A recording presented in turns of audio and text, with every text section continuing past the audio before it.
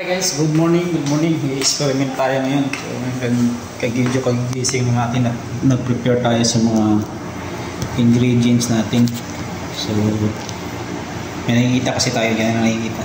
Nakikita kasi tayo sa video na paano gumawa ng lampara. Ayun yung lampara. So guys, ito pala yung video, panoorin. Sana totoo, no? Para, ano to eh, pakinabang to, pag totoo to. Check natin. Learn how to make an infinite candle that never goes out. To start our simple tip, we're going to use a glass container like this, being for decorative purposes only. You can also use coarse salt or fruit peels instead. Next, we're going to fill the container with water. Actually, we're going to almost fill it, leaving about a finger's width of room at the top. We need this room in order to add our next ingredient, which will be cooking oil. This is going to be the fuel for our lamp. You can also use used oil for this. It doesn't need to be new. And finally, we're going to add a few drops of some essence. The one I'm using is eucalyptus, but you can use whatever you prefer. After this, now we're going to need a small plastic cup like this one. And with the help of scissors, cut out the bottom of the cup. I'm sure after learning this, you'll never buy candles again. Because you'll never be in the dark again after making this emergency lamp. Which is very easy to make, using cheap ingredients we all have. Excuse me, boss. You have a text message. After cutting out the bottom of the cup, we're going to make a small hole in the center using a heated tool, so that we can pass the wick through, which in this case will be a piece of string. Just take a piece, wrap it a few times, and then fold it. Just the way I'm doing in the video. It will look like a piece of rope. You can also use a piece of cotton fabric. The result will be the same. Now place it in the center of the container and our lamp will be ready. Just light it and the oil on top will keep it lit all day. Then you can place it in the living room, bathroom, bedroom, or any other place you want. This homemade lamp will stay lit for a long time and it's also going to help to perfume the room. Ito gamit to sa mga sa mga walang kuryente. Sinarap sa mga panahon. Meron may kuryente, wala siyang kuryente, meron naman kasi walang kumbayad. So yun, subukan natin gawin to. Yan. Ito, optional lang ito kasi wala akong baso kaya ito yung nakupit ko. Magbibigay ko na tayo dito.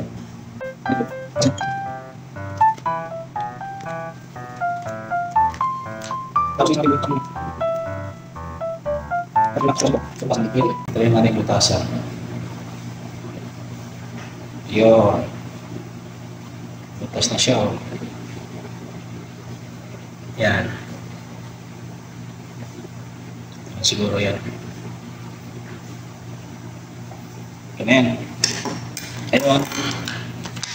Yung bato na to, lagyan natin ng bato. Hindi ko alam unang purpose itong batong to. Sinsya na kayo sa buhok at yung pag-iisip ko lang.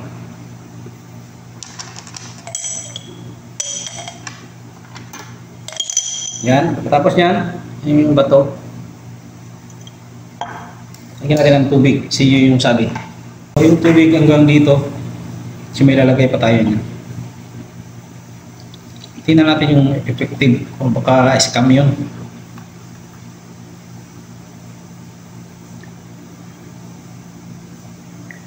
Yan.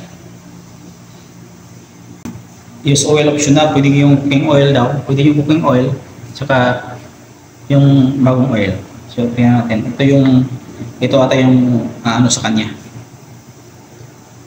Magiging gas. So yan, napansin nyo, pulo na. Yan. Madikit. Tapos may ano tayo dito, pag video niya. Sa bagong map to, kinuha ko. So pasok natin sa ito. Kailangan sakto lang siya. Medyo nalaki at lagyan natin yung tapos pasok natin dito.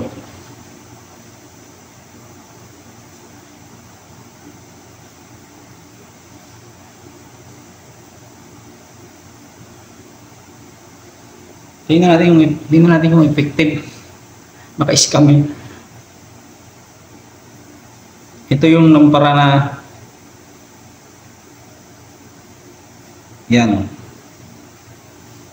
So, sindihan natin, tingnan natin. Sana umilaw, no? Kasi magandang eksperimento to eh. Tagilid siya. Hindi siya nalutang. Lumod.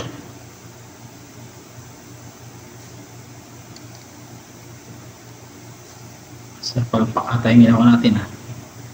Pag umana to, okay yung experiment natin. Pero parang hindi siya nalutang yun ha.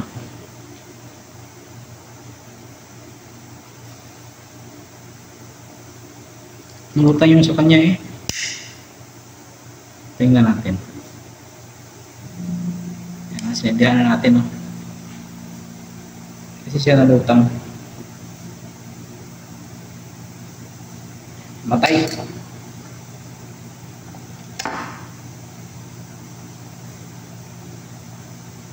So, ilimpas na lang kaya natin. Nilabas ko na lang. Kasi lulubog eh. Ako nalagyan ng mantika.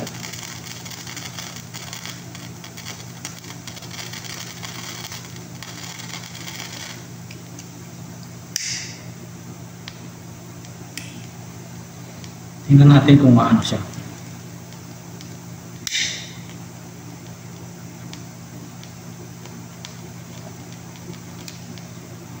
Hindi na ilaw.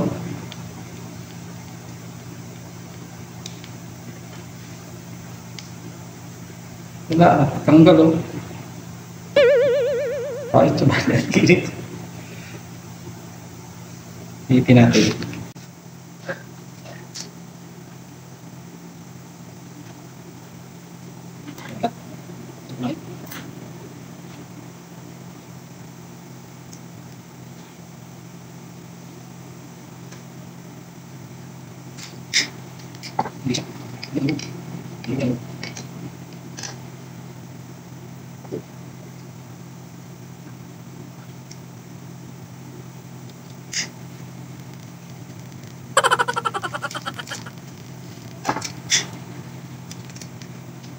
Siap.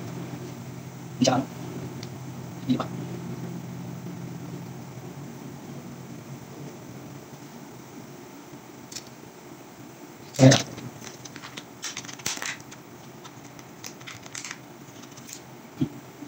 Pangalan.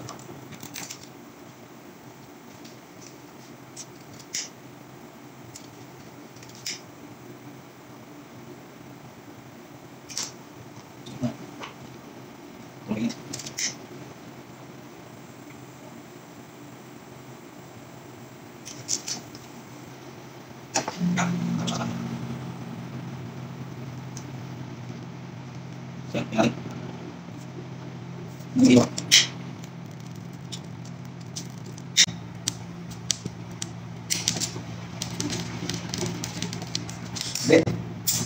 Wala. Scam yun. Nakubog eh. So ito na yung telang damit tayo natin. Kasi kadalasan ito yung ginagamit nito eh. So try natin to.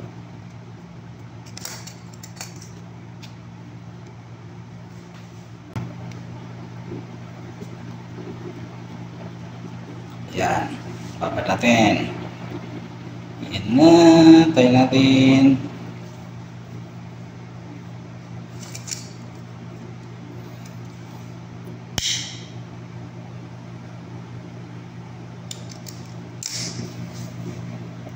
Siyempre damit yan, iilaw talaga yan. Pero tingnan natin.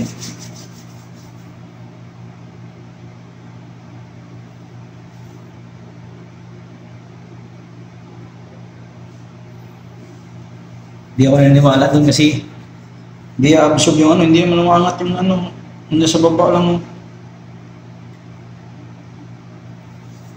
Yung umangat yung mantika.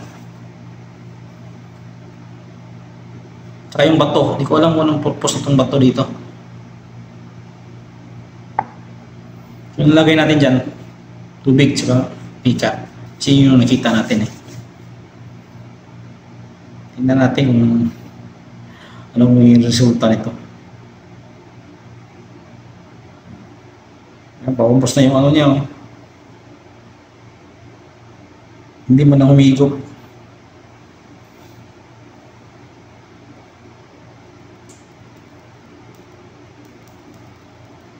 Wala na. Patay na. Ngayon, subukan natin lagyan ng mantika. Yung mismo ano niya.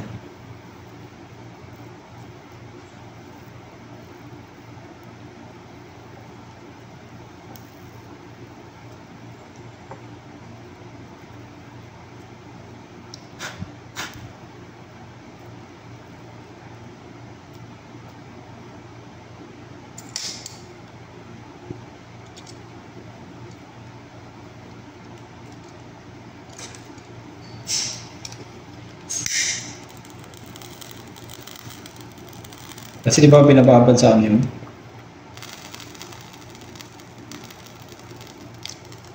Binababad sa gas yung mismo ano niya muna para humigop. So tingnan natin.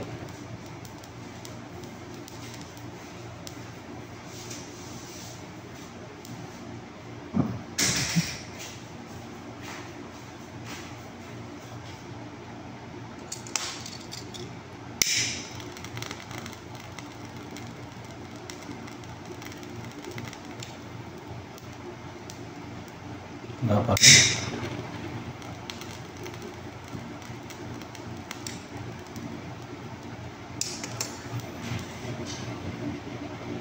Last na to. Binasan na natin ng oil lagyan mo natin ng oil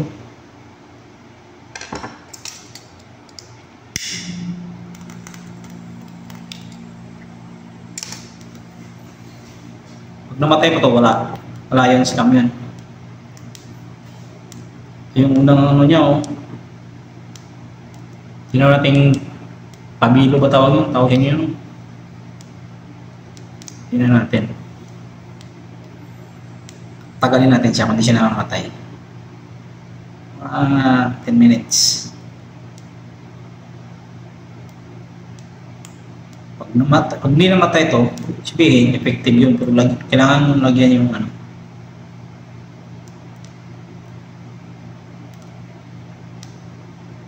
damit ng oil. Yung sa kanya pala, nilagyan ng perfume yun. Pwede na, wala daw amoy. Meron amoy tela.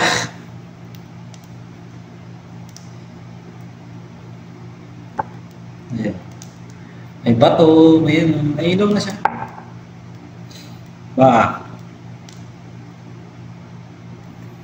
Ba't hindi siya pwede dito?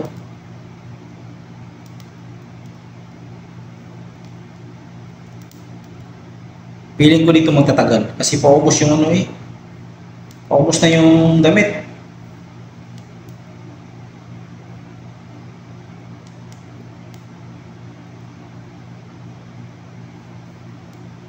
Tutunaw itong plastic dito nilagay ko.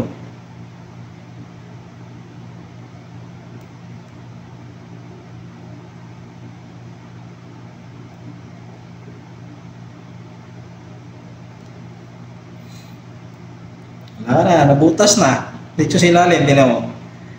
Hindi ko alam, bababa ito, hindi ko alam kung anong nangyayari dito.